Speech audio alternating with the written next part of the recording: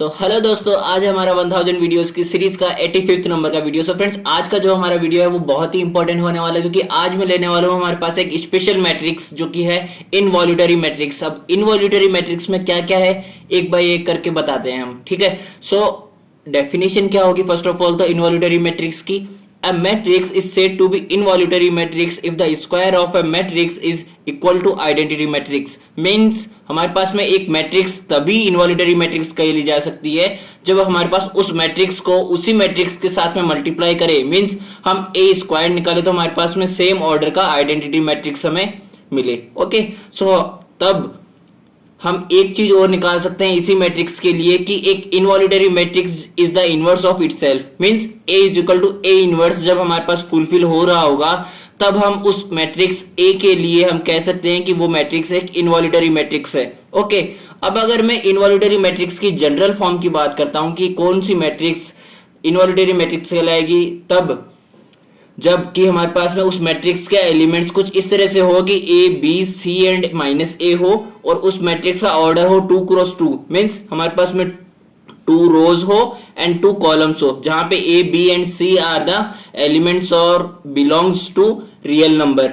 Means यहां पे हमारे पास केवल इतनी ही चीज होना काफी नहीं है। वो जो ए बी सी वैल्यूज है हमारे पास एलिमेंट्स की, उनमें A square plus B C is equal to 1, ये हमारे पास में रूल फुलफिल होना चाहिए। मींस हमारे पास में ए बी और सी की वैल्यूज को आपको इस तरह से रखना है कि उसकी वैल्यूज उनका आउटकम जो आए उन ऑपरेशन के बाद में 1 निकल के आए। अगर मैं एग्जांपल ले कि हम किस तरह से इस कंडीशन में आ सकते हैं, तो हमारे पास में ए को अगर मैं 2 ले लेता हूं एंड बी को -1 ले लेता हूं एंड सी को अगर मैं 3 ले लेता हूं तो मेरे पास में 2 का स्क्वायर प्लस -1 मल्टीप्लाई बाय 3 मेरे पास आ जाएगा 4 - 3 इज इक्वल टू 1, जो कि हमारे पास में आउटकम से इक्वल है। आउटकम के इक्वल है तो हम क्या कह सकते हैं कि ए बी एंड सी की जो मैंने वैल्यूज यहाँ पे ली है, इन वैल्यूज को लेकर मैं एक मैट्रिक्स 2x2 की फॉर्म कर सकता हूं जो कि हमारे पास में क्या कहलाएगी, इनवॉल्यूटरी मैट्रिक्स। तो यहाँ पे मैंने 2 -1 3 एंड -2 एलिमेंट से 2 क्रॉस 2 की एक इनवॉल्यूटरी मैट्रिक्स बना ली इस कंडीशन को फुलफिल करते हुए।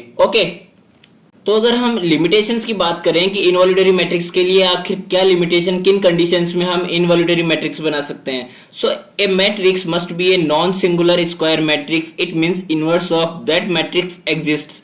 अब अगर मैं पहले इसी मैट्रिक्स को, इसी फर्स्ट पॉइंट को आपको एक्सप्लेन करूं कि नॉन सिंगुलर स्क्वायर मैट्रिक्स क्या होती है, तो चलिए यहां पर अगर मैं नॉन सिंगुलर स्क्वायर मैट्रिक्स की बात करूं तो पहले तो मैं अगर इसको 2 पार्ट्स में डिवाइड करके बताऊं आपको कि स्क्वायर मैट्रिक्स क्या होती है, तो स्क्वायर मैट्रिक्स आपको ऑलरेडी पता है कि उसका जो ऑर्डर है m क्रॉस n, वहां पे m is equal to n हो। मींस अगर आप मैट्रिक्स ले रहे हो तो 2 क्रॉस 2 की ही हो, 3 क्रॉस 3 की ही हो, वहां पे 2/3 इस तरह का एलिमेंट ना हो जहां पे m doesn't equal to n हो। ओके, अब अगर मैं नॉन सिंगुलर की बात करूं तो यहाँ पे अगर किसी एक मैट्रिक्स का डिटर्मिनेंट जो है उसकी वैल्यू डजंट इक्वल टू 0 होगी तो वो एक नॉन सिंगुलर स्क्वायर मैट्रिक्स कही जा सकती है। मींस हम कह सकते हैं कि है ना, एक स्क्वायर मैट्रिक्स में सिंगुलर मैट्रिक्स वो होगी जहां पे डिटर्मिनेंट ए की वैल्यू क्या होगी, 0 होगी। और जो मैंने दूसरी लाइन कही थी कि it means inverse of that matrix exists, वो इससे कैसे कोरिलेट करती है, देखिए हम इनवर्स का फॉर्मूला क्या बोलते हैं कि A inverse is equal to adjoint of A determinant of A, adjoint of A divided by determinant of A, जहां पे जो हमारा डिटर्मिनेंट ऑफ ए है वो डजंट इक्वल टू 0 होगा। अगर ये 0 हो गया तो ये अनडिफाइन हो जाएगा पूरा का पूरा, यहाँ पे इन्फिनिटी का टर्म बन जाएगा। तो यहाँ पे अगर ये डजंट इक्वल टू 0 होगा means non singular square matrix होगा, तभी तो हमारे पास में ए इनवर्स जो है डिफाइन हो सकता है। तो it means inverse of that matrix exist होगा। ओके, तो ये तो हुआ हमारे पास में लिमिटेशन की फर्स्ट कंडीशन। अगर मैं सेकंड कंडीशन की बात करूं तो that matrix must be A invertible matrix. Invertible matrix क्या होती है, चलो वो भी बता देता हूं। तो इनवर्टिबल मैट्रिक्स की बात अगर मैं करूं तो हमारे पास में ए और बी दो ऐसी मैट्रिक्स होगी जिनके एक को मल्टीप्लाई करूं बी से या बी को मल्टीप्लाई करूं एक से, इस ऑर्डर में या इस ऑर्डर में, हम किसी भी ऑर्डर में अगर उनको मल्टीप्लाई करते हैं तो हमारे पास में सेम ऑर्डर की आइडेंटिटी मैट्रिक्स आए। अब ये बोलने का क्या मतलब है कि हम ये कह सकते हैं कि ए मल्टीप्लाई ए इनवर्स क्या होता है, हमारे पास में आई होता है, आइडेंटिटी मैट्रिक्स होता है सेम ऑर्डर की। तो हम ये जानते हैं कि ये वाली कंडीशन तभी एग्जिस्ट कर सकती है जब हमारे पास में ऐसी कोई कंडीशन बने। अब इसका मतलब तो हो गया कि अगर मैं इस चीज को इससे कंपेयर करूं तो मेरे पास में बी जो मैट्रिक्स होगी वो ए का इनवर्स होगी, कह सकते हो आप ऐसा। या अगर मैं इसकी बात करूं तो मेरे पास में ए मैट्रिक्स जो होगी वो इस तरह से होगी कि वो बी का इनवर्स हो, तभी मेरे पास में आइडेंटिटी मैट्रिक्स आ सकती है ना सेम ऑर्डर की। ठीक है, तो यहाँ पे B is the inverse of A, तभी हमारे पास ये क्या कहलाएगी, इनवर्टिबल मैट्रिक्स। जैसा कि इसके नाम से पता लग रहा है कि वो जो है इनवर्टिबल मींस वर्टिबल होने के सक्षम है, वर्टिबल होने में एबल है, वर्टिबल एबल। ओके, यहाँ पे एबल आ रहा है वर्ड। ठीक है, तो दोस्तों अब अगर मैंने जो स्टार्टिंग में आपको डेफिनेशन में बताया था कि ए स्क्वायर इज इक्वल टू आई होता है, अगर मैं इस बात का प्रूफ आपको दिखाना चाहूं तो मैं एक एग्जांपल लेता हूं जहां पे मैंने एक मैट्रिक्स ली है ए, जो कि 2x2 की है, जहां पे 2 रोज है एंड 2 कॉलम्स है, जिसका एलिमेंट्स है -1 5 and 0 and 1।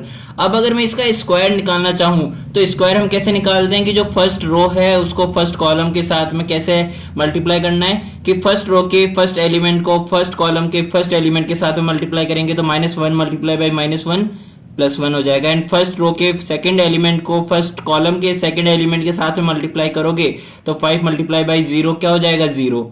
As it is अगर आप सेकंड एलिमेंट के लिए फर्स्ट रो के फर्स्ट एलिमेंट को सेकंड कॉलम के फर्स्ट एलिमेंट के साथ में मल्टीप्लाई करो तो यहाँ पे -5 आ जाएगा, एंड एज इट इज अगर आप फर्स्ट रो के सेकंड एलिमेंट को सेकंड कॉलम के सेकंड एलिमेंट के साथ में मल्टीप्लाई करो तो 5 मल्टीप्लाई बाई 1 मेरे पास में 5 हो जाएगा। ठीक है, तो ऐसी तरह से अगर मैं बात करूं तो यहाँ पे सेकंड रो के फर्स्ट एलिमेंट को फर्स्ट कॉलम के फर्स्ट एलिमेंट के साथ मल्टीप्लाई करोगे तो यहाँ पे ये 0 आ जाएगा। एज इट इज आप सेकंड रो के लिए निकालिए, यहाँ पे मैंने जैसा फर्स्ट रो के लिए बताया। ठीक है, तो यहाँ से मेरे पास में ए स्क्वायर की जो वैल्यू आएगी वो आएगी 1001 मीन्स ये हमारे पास में आइडेंटिटी मैट्रिक्स आ गई 2 ऑर्डर की। 2x2 का आपने लिया था तो 2 ऑर्डर की ही आपके पास में क्या हो गई, आइडेंटिटी मैट्रिक्स आ गई। सो ये हमारे पास में प्रूव हो चुका है। अब अगर मैं एक और एग्जांपल दूं तो ये आपको खुद से निकालना है कि ये वाली जो मैट्रिक्स है इसका ए स्क्वायर जो है आई के इक्वल है या नहीं। सो अब बात आती है कुछ इंपॉर्टेंट प्रॉपर्टीज की इनवॉल्यूटरी मैट्रिक्स की। तो अगर कोई एक मैट्रिक्स मेरे पास इनवॉल्यूटरी हो चुकी है तो उसके लिए क्या क्या प्रॉपर्टीज होगी, तो मान के चलिए ए एंड बी जो है दोनों इनवॉल्यूटरी मैट्रिसेस है such that A B is equal to B A. इस तरह से है कि ए बी को मल्टीप्लाई करो या बी ए को इस ऑर्डर में मल्टीप्लाई करो, दोनों इक्वल है, तो आपके पास में जो ए बी का मल्टीप्लीकेशन है वो जो मैट्रिक्स का आउटकम निकल के आएगा वो भी मैट्रिक्स हमारे पास में इनवॉल्यूटरी मैट्रिक्स कहलाएगी। ओके, एंड अगर मैं आइगन वैल्यूज की बात करूं एक इनवॉल्यूटरी मैट्रिक्स के लिए तो वो भी ऑलवेज -1 एंड +1 होगी। ठीक है, एंड डिटर्मिनेंट ऑफ जो इनवॉल्यूटरी मैट्रिक्स है वो हमारे पास में +-1 होगा। और अगर मैं एक इनवॉल्यूटरी मैट्रिक्स के लिए बात करूं तो मेरे पास में जो a to the power n है, यानी कि a की किसी भी पावर n के लिए आप ले लीजिए 1 2 3 4 5, चाहे वो ऑड हो या इवन हो, किसी भी पावर के लिए a to the power anything involutory matrix ही निकल के आएगा। और उसमें भी अगर a to the power even है तो मेरे पास में आइडेंटिटी मैट्रिक्स आएगी, और अगर a to the power odd है तो मेरे पास में सेम मैट्रिक्स निकल के आ जाएगी। ओके, तो ये था हमारा आज का इंपॉर्टेंट वीडियो। मिलते हैं हमारे नेक्स्ट वीडियो में।